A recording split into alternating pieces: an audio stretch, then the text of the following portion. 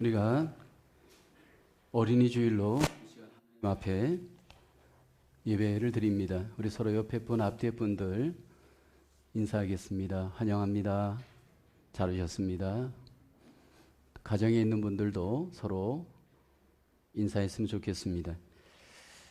오늘 주일은 어린이 주일로 구별하여서 우리가 예배하고 하나님께 영광을 돌립니다. 요즘 우리나라의 가장 큰 문제 하나가 아이를 낳지 않습니다. 저출산, 이 문제가 심각한 나라의 문제입니다. 우리나라 출산율이 2020년 기준으로 0.84명입니다. 한 명도 안 낳는 가정이 많다는 거죠.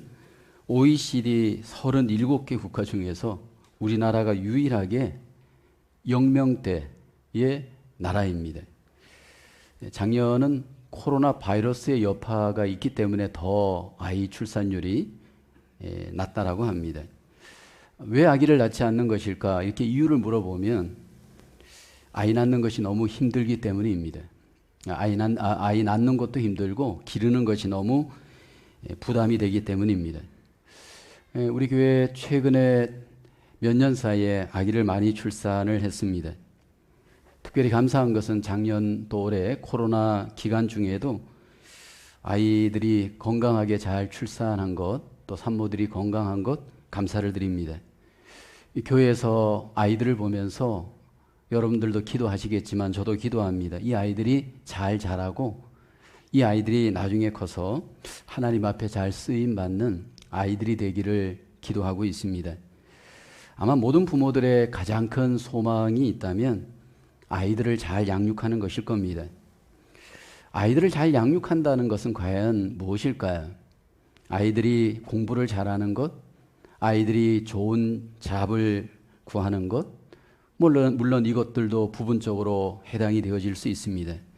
그러나 우선적으로 아이들을 잘 양육한다라는 것은 하나님의 뜻대로 아이들을 잘 양육하여서 하나님이 기뻐하시는 사람으로 아이들이 성장하고 하나님께 영광이 되어지는 것일 겁니다.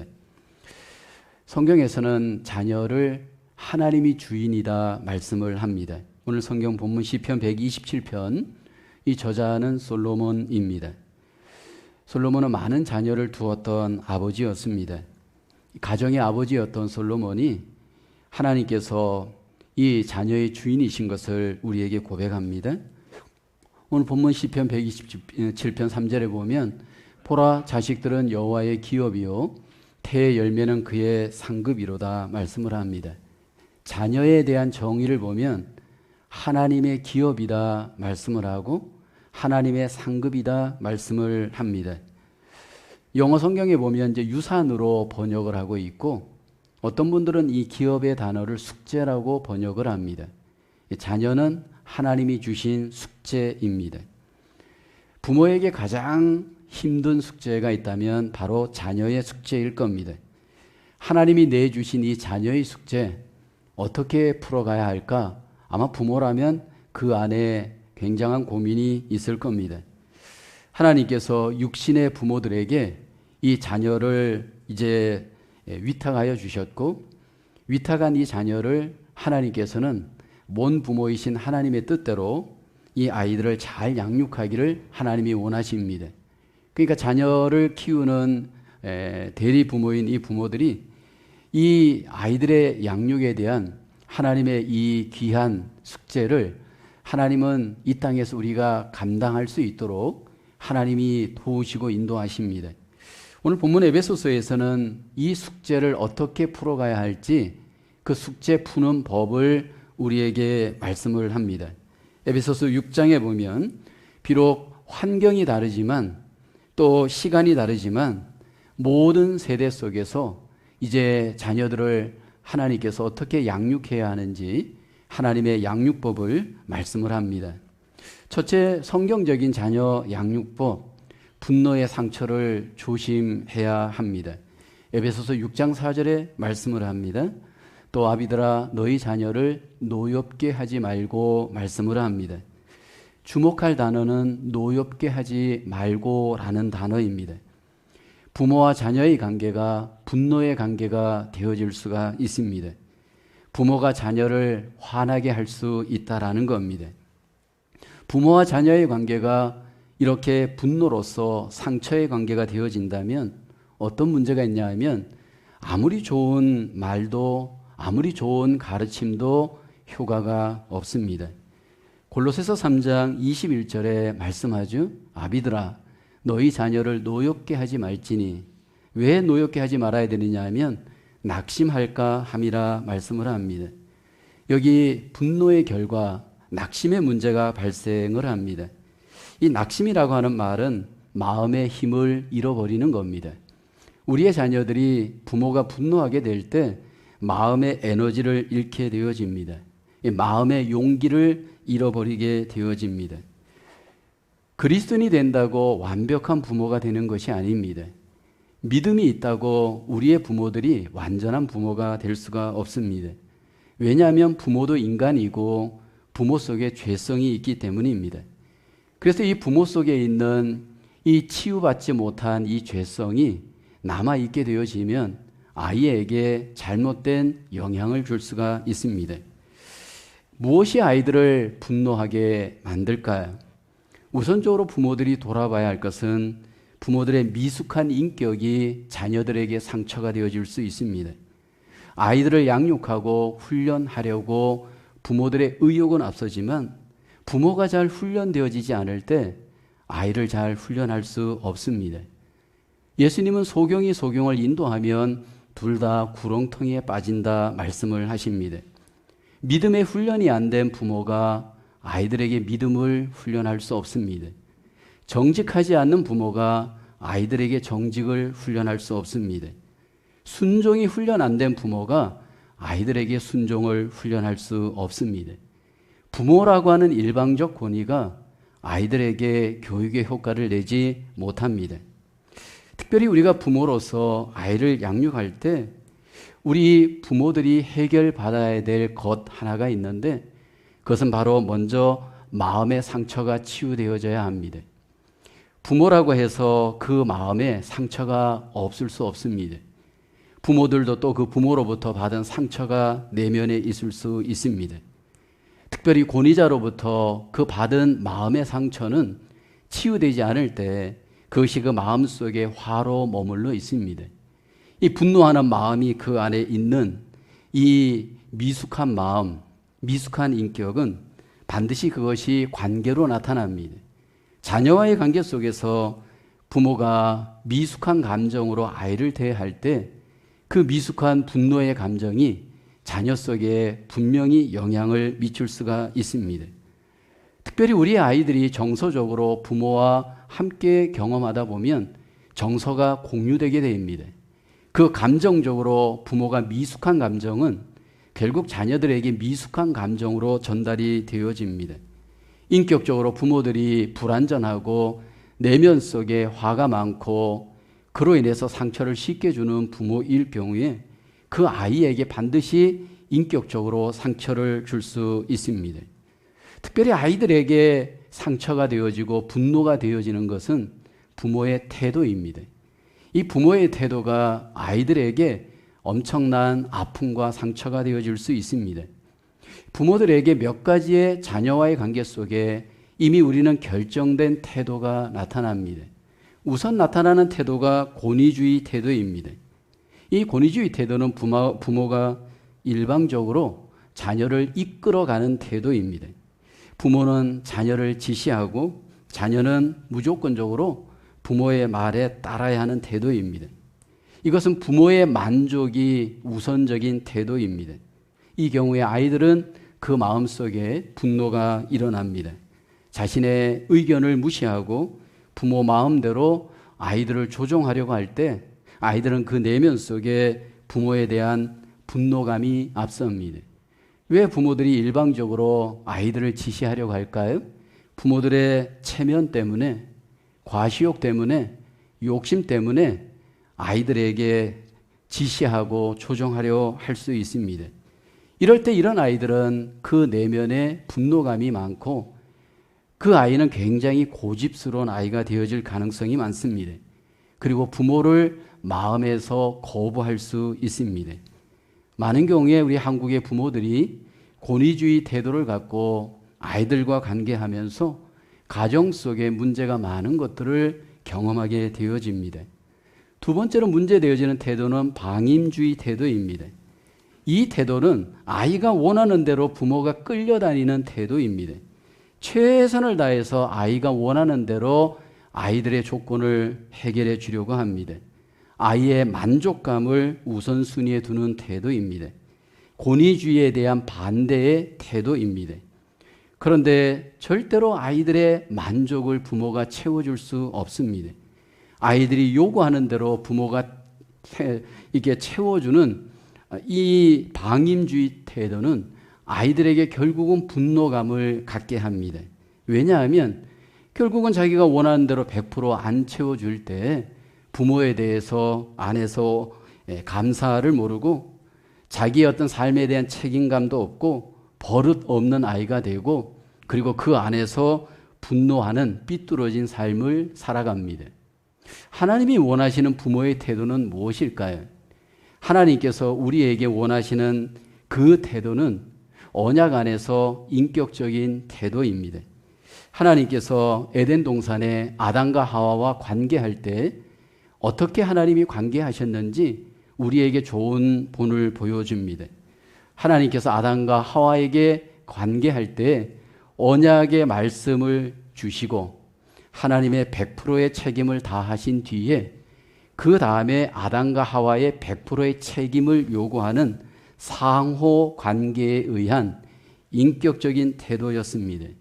하나님의 역할을 하나님으로서 다하고 인간은 인간의 역할을 최선을 다해서 다하는 태도입니다. 이렇게 언약을 중심으로 상호 관계를 맺는 인격적인 태도가 하나님이 우리에게 원하시는 태도입니다. 우리 하나님은 우리를 인격적으로 만들었습니다. 하나님도 인격적인 하나님, 우리도 인격적인 존재입니다. 그래서 하나님도 인격적으로 100% 책임을 다하시고 우리 인간도 인격적으로 다하도록 하나님께서 역사하십니다. 저와 여러분들이 부모로서 하나님이 주신 이 인격적인 이 책임의 역할, 우리는 하나님 앞에 감당해야 합니다. 그 책임을 감당하기 위해서 부모에게 제일 필요한 자세가 무엇이냐면 부모의 마음이 먼저 회복이 되어야 됩니다. 하나님은 우리를 하나님의 형상으로 창조하였습니다. 하나님의 형상이란 하나님의 마음을 담게 우리를 만들었습니다. 그래서 하나님은 우리가 아이들과 관계할 때 하나님의 마음으로 자녀들과 관계하기 원합니다. 좋은 것을 먹이고 좋은 옷을 입히고 좋은 집에서 살게 하고 좋은 차를 타게 하는 것이 자녀를 잘 키우는 것이 아닙니다. 하나님이 원하는 것은 하나님의 마음으로 아이들과 관계하고 그 마음이 아이들에게 전달되게 하는 겁니다. 하나님이 주신 마음은 사랑과 희락과 화평과 오래 참음과 자비와 양선과 충성과 온유와 절제와 같은 마음입니다. 이 하나님이 주신 마음으로 관계하지 않으면 아이들은 결국 상처받고 결국 그 상처받은 아이들은 하나님에 대해서 대적하게 됩니다. 그리고 이웃들과의 관계도 거역과 대적과 부정의 관계의 삶을 살게 되어집니다. 오늘 우리 엄마, 아빠들, 부모들을 돌아볼 때 아이들을 양육해 갈 때 하나님이 주신 마음으로 하지 않고 인간적 마음으로 양육하려고 할 때가 너무 많습니다. 욕심이 앞섭니다. 조급함이 앞섭니다. 그로 인해서 아이들과 아이들을 비교합니다. 그리고 아이들과 관계하면서 너무 인간적으로 일희일비합니다. 하나님이 기뻐하는 것보다 인간적인 것들을 너무 기뻐하면서 너무 욕심을 부리면서 우리 아이들을 하나님의 뜻이 아닌 내 뜻대로 양육하려고 할 때 아이들과의 관계는 비뚤어진 관계가 되어질 수 있습니다. 우리 아이들과 관계를 하면서 양육을 할 때 우리에게 먼저 필요한 것은 관계의 회복입니다. 아이들과의 관계가 회복되지 않고 교육은 회복되어질 수 없습니다. 내가 자녀들과 관계가 회복되어지기 위해서는 내가 먼저 하나님과 관계가 회복되어야 됩니다. 하나님과 관계가 회복되어진 부모는 그 마음이, 하나님이 주신 마음이 있습니다. 그 마음으로 아이들과 관계할 때 우리 아이들의 마음이, 삶이 온전하게 회복되어질 수 있는 줄로 믿습니다. 우리의 가정에서 자녀들과의 관계가 잘 회복되어져 하나님의 뜻대로 우리의 자녀들을 양육할 수 있는 우리 모두의 삶으로 승리할 수 있기를 주님의 이름으로 축원합니다. 두 번째로 성경적인 자녀 양육법, 주의 교양이 기초가 되어야 합니다. 에베소서 6장 4절에 보면 또 아비들아 너희 자녀를 노엽게 하지 말고, 그 다음에 보면 오직 주의 교훈과라고 말합니다. 옛날 성경은 교양으로 번역했습니다. 사실 교양이 더 정확합니다. 왜냐하면 우리는 세상적인 것을 교양으로 삼으려고 합니다. 하나님은 우리의 가정의 아이들이 주의 교양으로 우리가 자라기를 원합니다. 하나님이 주신 교양이 바로 성경입니다. 이 성경은 시대가 변해도 우리의 교양이 되기를 하나님은 원하십니다.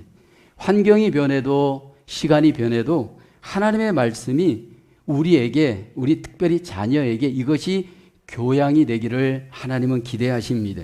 신명기 6장 6절 7절에 보면 오늘 내가 네게 명하는 이 말씀을 너는 마음에 새기고 내 자녀에게 부지런히 가르치며 집에 앉았을 때에든지 길을 갈 때에든지 누워 있을 때에든지 일어날 때에든지 이 말씀을 강론할 것이며, 하나님이 우리 부모들에게, 자녀들에게 하나님의 말씀을 여기 보면 반복하여서 잘 가르치라 말씀을 합니다. 여기 반복하여서 가르치라고 하는 그 이유는 하나님의 교육 방법은 반복 교육입니다. 왜냐하면 우리 인간은 죄성이 끈질기기 때문에 쉽게 변하지 않습니다. 하나님의 말씀이 우리 안에 하나님의 뜻으로 믿음으로 새겨지기 위해서는 이것이 기억되어지도록 반복해서 가르칠 것을 말씀을 합니다. 우리의 마음의 체질이 말씀의 체질로 바뀌어지기 위해서는 특별히 10세 이전에, 아니 최소한 8세 이전에 이 아이들을 말씀으로 반복해서 가르쳐야 합니다. 그러나 현실은 어떻습니까? 부모들이 먹는 것에, 소유하는 것에 집중하면서 아이들을 반복하여 말씀 교육을 못합니다. 밥상머리에서도 잠자리에서도 관계하면서도 말씀으로 아이들을 반복하여서 가르치는 일을 뒷전으로 여기고 생활의 현장으로 나가서 돈을 벌어서 잘 먹이고 잘 입히는 것 위주로 우리는 거꾸로 아이들을 교육합니다. 안을 교육해야 밖이 행복한데 밖을 교육하여서 안을 채우려 가다 보니까 실패하는 경우가 얼마나 많습니까? 왜 우리가 이 부분에 있어서 하나님 앞에 회복해야 하는지 성경은 우리에게 분명히 말씀을 기준으로 아이들을 양육할 것을 말씀을 하는데 어려서부터 해야 한다라는 것이 하나님의 뜻입니다. 특별히 우리가 우리의 자녀들에게 어릴 때 주의 교양으로 가장 강조해야 될 교훈이 있다면 예수님입니다. 예수님을 구주로 믿도록, 예수님을 주로 믿도록 어릴 때의 그 믿음이 가정에서 양육과 훈련으로 이루어져야 됩니다. 과연 어린아이들이 성경을 배울 수 있을까? 우리는 그렇게 퀘스천을 갖습니다. 답은 예스입니다. 저는 교육학을 전공한 사람으로서 많은 아이들과 어른들을 교육하면서 테스트를 해보았습니다. 어릴 때 교육하는 것이 어른 때 교육하는 것보다 더 효과적입니다. 구약의 사무엘은 그 대표적인 예입니다. 어린 아이일 때 말씀으로 신앙으로 잘 교육받았습니다.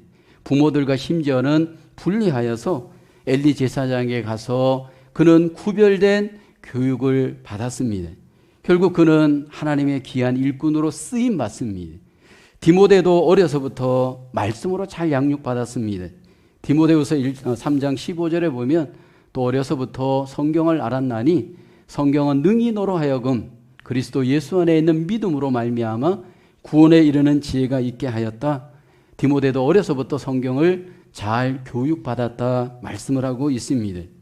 특별히 우리가 어릴 때 아이들을 교육할 때 성경을 통해 가장 또 강조해야 될 것은 예수님과 더불어 가치관을 교육을 해야 합니다. 어릴 때부터 말씀에 기초한 가치관이 분명하게 교육받을 때 가치 있는 인생을 살아갈 수가 있습니다. 특별히 세상적 가치가 아닌 영적인 가치관으로 우리의 아이들을 어려서 교육을 해야 합니다. 이 가치에 따라 우리는 선택합니다. 어릴 때 말씀으로 가치관을 잘 교육받은 아이들은 결국은 자라서도 그 가치대로 인생을 하나님 중심으로 살 수 있습니다. 잠언 22장 6절에 보면 마땅히 행할 길을 아이에게 가르치라. 그리하면 늙어도 그것을 떠나지 아니하리라. 성경은 우리에게 어려서 말씀을 잘 가르치면 어른이 되어서도 그 말씀을 떠나지 않는다 말합니다. 물론 여러분, 이 말씀이 적용되어지는 과정에 보면 어려서 말씀을 가르쳤는데 중간에 이탈되어지고 어긋난 길로 가는 아이들이 종종 있습니다. 그러나 기억할 것은 때가 되어지면 다시 돌아옵니다. 어릴 때 말씀을 정말로 잘 받고 마음에 그 말씀이 있는 아이들은 조금 탈선하다가도 결국은 때가 되어지면 또 하나님께서 돌아올 수 있도록 은혜를 베푸십니다. 그런데 문제는 어릴 때 이 말씀을 양육하고 가르치다 보면 아이들이 받지 않으려고 합니다. 아이들이 싫어합니다. 아이들이 막 적극적으로 대적하기도 합니다. 그럴 때 부모들은 난감합니다. 어떻게 이렇게 아이들이 받지 않을 때 이 아이들을 가르쳐야 할까? 상당한 경우에 이 부분에 부모들의 태도가 흔들리기 시작합니다. 저는 이 부분에 있어서 부모들이 성경으로 돌아가서 단호하게 아이들과 말씀의 관계를 회복해야 한다. 저는 강조하고 싶습니다. 잠언 29장 17절 말씀을 합니다. 내 자식을 징계하라. 그리하면 그가 너를 평안하게 하겠고 또 내 마음에 기쁨을 주리라. 어릴 때 아이들이 말씀으로 부모가 가르치려고 하여도 듣지 않을 때 적절한 지혜의 징계가 필요함을 성경은 말씀을 합니다. 왜 아이들이 말씀을 받지 않으려고 하느냐 하면 아이들 속에 죄성이 있습니다. 우리가 속을 수 있는 것이 성경은 사람이 날 때부터 죄로 인하여서 부패하고 타락한 존재인 것을 말합니다. 겉으로 보면 얼마나 아름답고 얼마나 보기가 좋습니까? 그런데 그 안에 내면을 들여다보면 아이들 속에는 놀라운 죄성이 그 안에 충만해져 있습니다. 그로 인해서 부모들이 하나님의 뜻대로 아이들을 잘 징계할 수 있어야 합니다. 가장 효과적으로 아이들을 성경으로 가르칠 수 있는 방법이 무엇일까요? 성경이 그 도구가 되어지고 징계를 통해서도 가르쳐야 하지만 제일 하나님이 원하시는 방법은 모델링 교육입니다. 이 모델링 교육은 교육에 있어서 최고의 효과를 낼 수가 있습니다. 신명기 6장 5절에 보면 너는 마음을 다하고 뜻을 다하고 힘을 다하여 내 하나님 여호와를 사랑하라. 이 말씀을 누구에게 줬느냐 하면 아이들에게 주지 않았습니다. 부모에게 준 말씀입니다. 부모가 아이들에게 믿음으로 양육하기 위해서 먼저 회복해야 될 것은 부모가 먼저 마음을 다하여 하나님을 사랑하고 경외하는 부모가 되어야 됩니다. 이 부분에 있어서 부모들이, 특별히 우리 많은 크리스찬들이 교회 안에서 놓치는 것 하나가 있습니다. 형식적인 신앙은 아무 효과가 없습니다. 형식적으로 예배하고 형식적으로 가정에서 아이들과 어떤 신앙의 관계를 갖는 것은 아이들의 신앙에 악영향을 끼칩니다. 마음을 다하여 하나님을 예배하고 마음을 다하여 하나님을 사랑하는 진정성 있는 믿음의 모델링이 부모가 되어야 됩니다. 성경에 보면 아브라함과 이삭의 관계를 성경은 우리에게 좋은 예로 소개합니다. 어느 날 아브라함이 100세에 얻은 아들 이삭을 모리아산에 제물로 바칩니다. 그때 소년기였던 이삭이 아버지와 함께 그 제사의 현장에 동참합니다. 아버지가 아들을 끈으로 묶고 이제 제물로 드리려고 죽이려고 합니다. 근데 갑자기 하나님이 나타나서 아브라함에게 더 이상 죽이지 않도록 제물을 준비시키고 하나님께서 그 제사를 마무리하십니다.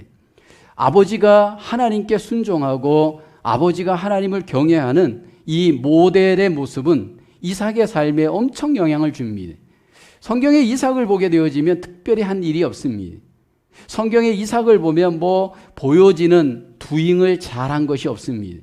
그런데 하나님은 이삭을 축복하시고 이삭을 하나님께서 칭찬합니다. 이삭이 잘한 것이 하나 있다면 순종입니다. 이삭이 그 순종을 어디에서 배웠을까요? 아버지 아브라함으로부터 배웠을 겁니다. 아버지 아브라함의 그 모델링, 순종의 그 거룩한 모델이 결국 아들에게 이어집니다. 여러분, 결국 믿음의 모델이 되는 부모가 믿음이 좋은 아이를 키워갈 수 있고 만들어낼 수 있습니다. 왜냐하면 자녀는 부모를 닮아갑니다. 그래서 그 자녀들의 모습 속에는 이미 부모들의 모습이 다 나타납니다. 우리의 부모들이 믿음으로 좋은 모델이 되어지면 분명히 하나님이 그 자녀에게도 하나님의 놀라우신 은혜로 함께하여 주실 줄로 믿습니다. 특별히 우리가 기억해야 될 것은 이렇게 하나님을 믿고 주의 교훈으로 하나님 중심으로 가정을 세워가는 것이 우리가 생각하기에 힘들고 어렵고 피곤한 일이라고 생각할 수 있을 겁니다. 그렇지가 않습니다. 성경은 그렇게 하나님을 중심으로 믿음으로 세워져 갈 때 마침내 그 가정을 하나님이 복 주신 것을 약속합니다. 시편 128편 1절로 2절을 보면 여호와를 경외하며 그의 길을 걷는 자마다 복이 있도다. 내가 내 손이 수고한 대로 먹을 것이라. 내가 복되고 형통하리로다. 하나님의 가정이 하나님의 뜻대로 살아갈 때 하나님께서 여기 보면 결국 복되고 형통하도록 하나님의 복으로 높여주실 줄로 믿습니다. 주의 교훈으로 우리의 가정이 하나님 앞에 영광을 돌리고 이 복이 경험되어질 수 있기를 주님의 이름으로 축복합니다. 세 번째로 마지막으로 성경적인 자녀 양육법, 훈계로 훈련해야 합니다. 에베소서 6장 4절 오늘 본문에 보면 훈계로 양육하라 말씀을 합니다. 여기 훈계라는 말은 훈련이라는 말과 동의어라고 할 수 있습니다. 이 훈련이라는 이 말은 원래 라틴어 가르치다라고 하는 말에서 왔습니다. 이 훈련이라는 말의 의미는 적절한 행동을 하도록 어떤 일을 규칙적으로 가르치고 인도하는 것, 그 의미입니다. 여러분, 교육은 지식을 가르치는 것이라고 한다면 훈련은 기술을 가르치는 내용입니다. 교육은 마음을 채우는 훈련이라고 한다면 훈련은 습관을 형성하게 하는 방법입니다. 우리 아이들의 습관이 어려서 결정이 되어집니다. 이 훈련을 통해서 아이들의 습관을 가정에서 여러분 결국 어려서부터 우리가 잘 고치고 개발해야 합니다. 그래서 아이가 어려서 좋은 습관을 갖게 되어질 때 그 평생에 좋은 습관으로 인생을 승리할 수 있습니다. 3살 버릇이 80까지 간다라는 말은 틀리지 않습니다. 맞는 말입니다. 어려서 어떤 습관을 갖느냐 평생을 결정할 수 있습니다. 문제는 아이들의 습관을 어떻게 어려서부터 잘 훈련시킬 수 있을까라는 겁니다. 부모들이 열심히 한다고 되어지는 문제가 아닙니다. 여러분, 훈련은 열심히 하는 것보다 더 중요한 것은 바르게 해야 합니다. 어떻게 하면 우리 아이들에게 바른 훈련이 되어질 수 있을까? 부모들의 숙제이겠죠? 우리가 읽었던 제자훈련 하면서 읽었던 책 중에 팀 라히라고 하는 분이 쓴 성령과 기질이라는 책을 기억하실 겁니다. 그분 와이프가 쓴 책 중에 꼭 부모들이 읽어야 될 책 중에 하나가 베블리 라헤이가 쓴 기질대로 아이를 키우기라는 책이 있습니다. 우리 아이들에게는 기질이 다 있습니다. 기질이란 타고난 성품을 말합니다. 그러니까 우리 아이들은 같은 부모 속에 태어날지라도 아이들마다 다 다양한 독특한 기질이 있습니다. 그런데 이 기질을 잘 부모들이 파악하여서 아이들을 잘 훈련시킬 때 효과적인 훈련이 되어질 수 있다는 겁니다. 다혈질의 아이가 있습니다. 이 다혈질의 아이들의 특징을 보게 되면 끊임없는 말, 수다가 많습니다. 이 다혈질의 아이에게는 낯선 사람이 없습니다. 항상 그의 얼굴은 명랑하고 그 태도는 명랑합니다. 아이들 틈에 노는 거 보면 다혈질의 아이가 소리가 제일 크고 다혈질의 아이가 결국 아이들에게 인기도 제일 높습니다. 이 다혈질 아이는 부모가 혼을 내주어도 30초만 지나면 아무 일도 없다는 듯이 또 다시 회복이 되곤 합니다. 근데 이 아이는 혼자 놀기가 어렵습니다. 늘 친구를 얻어야 합니다. 친구를 얻기 위해서 자기의 장난감도 또 자기의 심지어는 과자도 나누어 주면서 친구를 얻으려고 합니다. 근데 이 다혈질의 아이의 가장 약점이 의지가 약합니다. 의지가 약하기 때문에 어려서부터 이 약한 의지를 부모들이 좋은 습관을 개발해 주지 않으면 이 아이는 떠 있는 아이가 되어져 나중에 그 습관을 고치기가 너무 힘이 들 수 있습니다. 그리고 이 다혈질 아이는 사랑받는 소속감이 없으면 늘 불안합니다. 누군가로부터 항상 사랑을 받아야 안정감을 얻기 때문에 부모들이 다혈질의 아이는 사랑을 잘 확인해 주어야 할 겁니다. 담즙질의 아이는 어떨까요? 여러분, 담즙질의 아이는 굉장히 독립심이 발달되어져 있습니다. 혼자 음식을 먹으려고 하고 혼자 신발을 신으려고 하고 혼자서 모든 것을 어려서부터 해결하려고 합니다. 심지어는 유모차도 혼자 오리려고 하고 혼자 내리려고 합니다. 내 뜻대로 안 되어질 때 이 담즙질의 아이는 큰 소리를 내고 화를 내고 불만을 터뜨리기 시작을 합니다. 자기 주장대로 안 되어질 때 엄마고 아빠고 친구도 없습니다. 싸우고 큰 소리 내면서 자기 주장대로 하려고 합니다. 이 담즙질의 아이, 벌써 어린데도 자기 의지가 너무 앞서고 발달되었기 때문에 새로운 것을 배우기가 굉장히 힘듭니다. 이 담즙질의 아이가 믿음을 갖기가 굉장히 어렵습니다. 왜냐하면 내 자아가 너무 발달되어 있어서 새로운 것이 그 마음에 들어가기가 굉장히 어렵습니다. 그래서 이 담즙질의 아이는 결단력도 좋고 추진력도 좋고 리더십도 좋은 반면에 내가 너무 주장이 되려고 하는 그 자세를 어려서부터 겸손하게 훈련시키지 않으면 나중에 이 아이는 결국은 사람들 가운데 너무 괴팍한 사람이 되어질 가능성이 많이 있습니다. 여러분, 우울질의 아이는 어떨까요? 우울질의 아이는 굉장히 민감합니다. 그리고 예민합니다. 가장 잠재력이 많은 기질 중에 하나가 우울질이라고 합니다.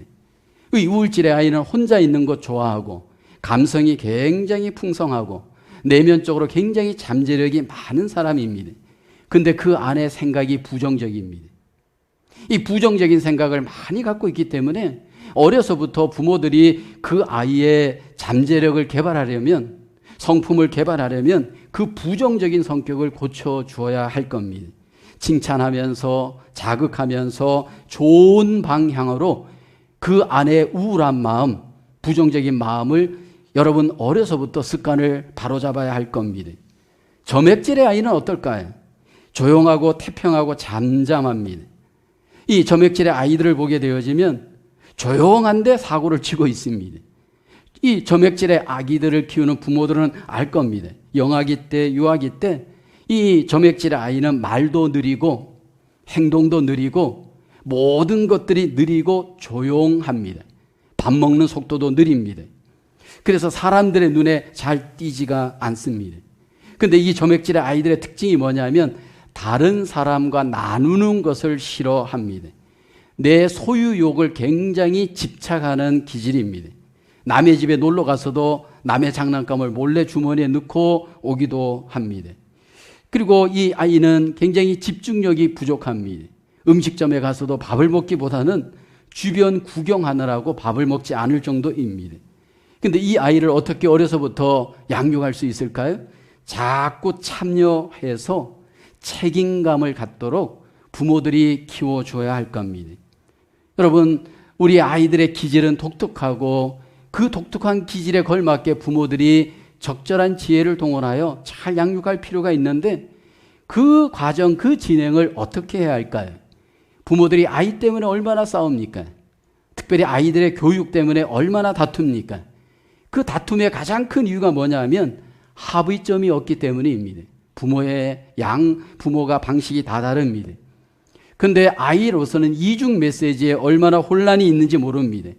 잘 되는 가정을 보면, 믿음의 가정들을 보면 역할이 분명히 있습니다. 아버지의 역할, 어머니의 역할이 분명히 있습니다. 유대인들은 아버지는 사상의 역할, 어머니는 생활 교육의 역할 분명히 구분하여서 아버지는 영적으로 사상적으로 아이를 크게 이렇게 중심을 잡도록 키우고 엄마는 아이를 생활적으로 양육해 가면서 역할 교육을 한다라고 합니다. 근데 여러분, 우리 가정 속에서도 부모들이 서로 분명한 역할을 정하여서 아이들이 이중 메시지 때문에 헷갈리지 않도록 합의를 하면서 아이를 잘 양육할 필요가 있습니다. 무엇보다도 아이들을 양육하고 교육해 갈 때 특별히 우리 부모들에게 필요한 것은 아이들에게 이유를 잘 설명해 줄 태도가 필요합니다. 우리의 부모들이 아이들과 징계를 할 때 일관성 있게 왜 너가 무엇이 문제가 있는지 잘 양육하고 말하고 설득하여서 아이들의 마음이 하나님 앞에 상처되어지지 않도록 잘 인도할 필요가 있습니다. 그리고 정말 중요한 것은 일관성입니다. 이랬다 저랬다 아이들을 여러분 부모의 감정대로 양육하다가는 아무런 효과가 없을 겁니다. 하나님은 우리의 가정의 자녀들이 하나님의 방향으로 일관성 있게 부모를 통해서 잘 양육되어질 때 하나님이 기뻐하실 줄로 믿습니다. 이렇게 부모들이 교훈과 또 훈련으로 아이들을 양육한데 할 때 아무리 부모들이 최선을 다하여도 부모들은 항상 부족할 겁니다. 이 부족함을 어떻게 부모들이 채워갈 수 있을까요?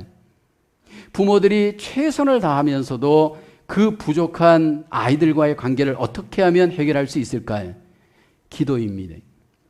여러분, 결국은 원 아버지인 하나님께 우리는 기도해야 할 줄로 믿습니다. 이 아이가 하나님의 자녀로서 하나님 잘할 수 있도록 하나님께서 도와주시기를 기도해야 합니다.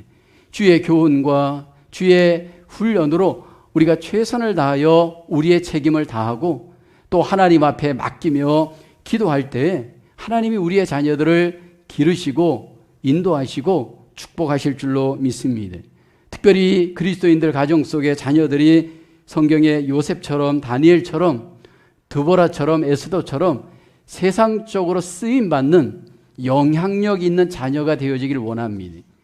여러분, 우리가 공부해서 하나님께 영광, 이웃들에게 서브하는 겁니다. 하나님이 우리를 공부시키고 우리를 세상적으로 잘 되게 할 이유는 하나님께는 영광이지만 필요한 이웃들에게는 도움이 되고 섬기기 위해서 하나님이 우리 자녀들을 축복하여 주실 줄로 믿습니다. 우리의 부모들, 자녀를 양육하고 책임해야 잘 돌봐야 될 책임이 우리에게 주어졌습니다. 이제 마지막으로 우리가 점검해야 될 것은 조급함을 내려놓기를 원합니다. 부모들의 욕심으로 조급합니다. 내 마음속에 조급함을 내려놓고 비교하지 않기를 원합니다. 남과 비교하면서 우리 속에 일희일비하지 않기를 원합니다. 결국 하나님께 맡기고 하나님의 방법으로 그 프로세싱을 가다 보면 하나님이 그 아이를 축복하시고 그 아이를 사용하여 주실 줄로 믿습니다. 우리는 위탁받은 부모입니다. 원 부모는 하나님입니다. 우리는 자녀의 주인이 아닙니다. 자녀의 주인은 하나님이십니다. 이것을 인정하시고 원 부모이신 하나님의 뜻대로 주의 교훈과 훈계로 잘 양육하기를 원합니다. 그리고 기도하기를 원합니다. 그로 인해서 우리 모두 가정 속에서 자녀로 인한 하나님의 영광, 하나님의 복을 경험할 수 있으시기를 주님의 이름으로 축원합니다. 기도하겠습니다. 가정의 주인 되신 하나님, 어린이 주일을 맞이하여서 하나님이 우리에게 맡겨주신 자녀, 하나님의 뜻대로 양육하고 교훈해야 함을 이 시간 함께 말씀으로 받았습니다. 우리의 가정들이 하나님의 귀한 축복의 가정으로 하나님의 놀라우신 축복의 자녀들로 잘 세워질 수 있도록 하나님 도와주시옵소서. 이 어린이 주일을 맞이하여서 더욱더 우리의 가정의 자녀들을 축복하여 주시고 하나님 더욱더 저들 속에 하나님의 놀라운 복이 넘치게 하여 주시옵소서. 예수님의 이름으로 기도하옵나이다. 아멘.